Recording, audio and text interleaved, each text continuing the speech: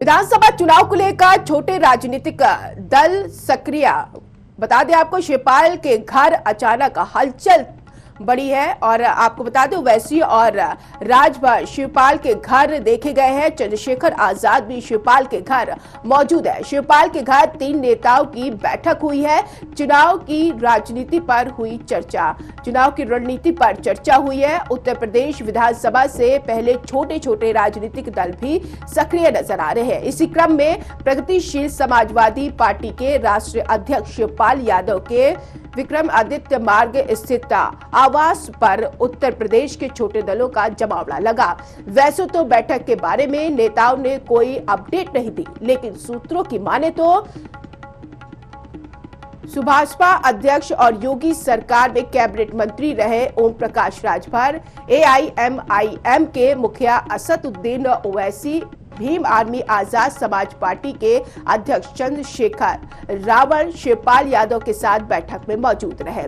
चर्चा लगभग आधे घंटे तक चली, जिसमें उत्तर प्रदेश में छोटे सियासी दलों का भविष्य और वर्तमान पर चर्चा हुई।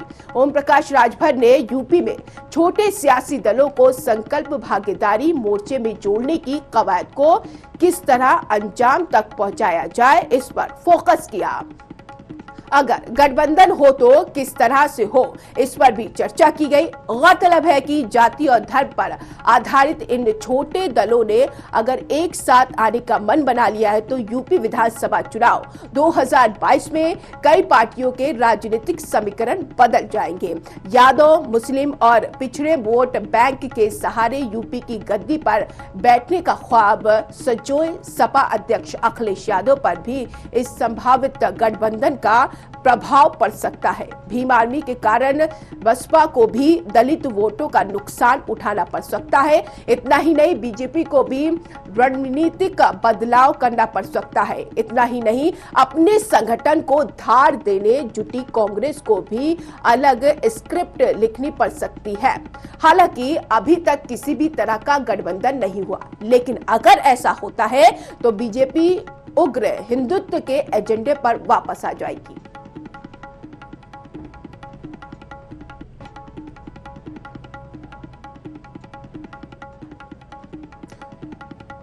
तो इस तरीके से उत्तर प्रदेश में राजनीतिक समीकरण बन रहा है। याद रहे, इससे पहले शिवपाल ने ये चिताया था कि हम सपा से गठबंधन के लिए हाथ आगे बढ़ा चुके हैं, कई बार इसका जिक्र कर चुके हैं। अगर सपा कोई भी रिस्पांस नहीं देती है तो जितनी भी सेक्युलरिज्म पार्टी है हम उससे बात करेंगे, उनसे जुड़ने की कोशिश करेंगे। और उसी की तर्ज पर आज देखा गया कि तमाम छोटे दल के नेता शिवपाल के आवास पर नजर आए और महत्वपूर्ण बैठक हुई। आगामी चुनाव को लेकर रणनीति तैयार की गई और किस तरीके का समीकरण बनता हुआ नजर आएगा जब ये छोटे छोटे दल एक साथ मैदान में उतरेंगे और चुनाव लड़ेंगे।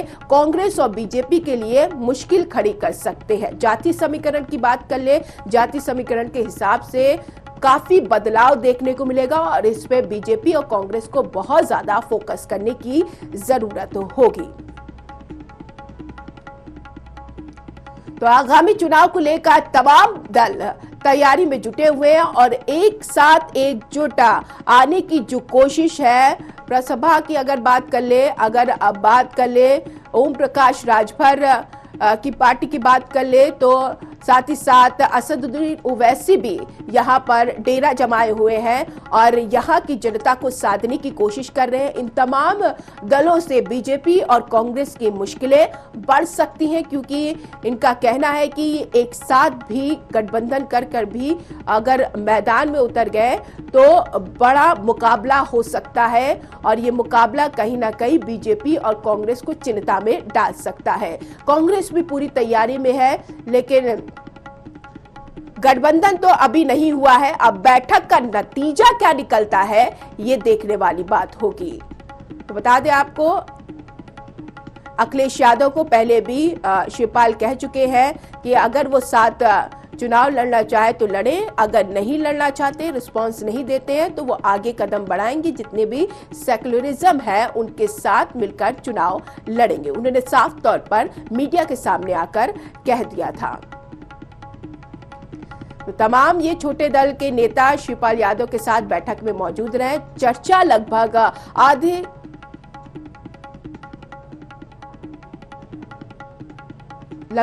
घंटे भर तक चली है। इसमें उत्तर प्रदेश में छोटे सियासी दलों का भविष्य और वर्तमान पर चर्चा हुई। ओम प्रकाश राजभर ने यूपी में छोटे सियासी दलों को संकल्प भागीदारी मोर्चे में जोड़ने की कवायद को किस तरह अंजाम तक पहुंचाया जाए, इसको लेकर भी चर्चा की गई।